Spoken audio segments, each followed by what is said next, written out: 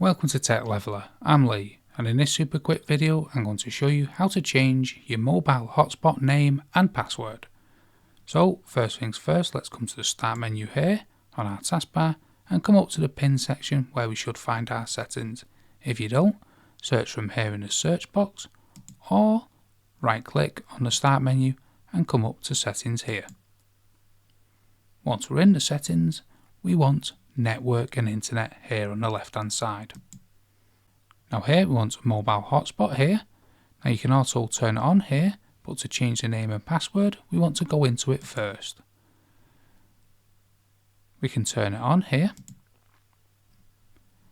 and down here as you can see in properties you can see the name and password. We want to edit it, and you can change the name here and the password, and once you've changed it you simply want to press save. So that's how to change the mobile hotspot name and password on Windows 11 PC. Hope you found that video helpful. If you did, smash the like, smash the subscribe, and thanks for watching.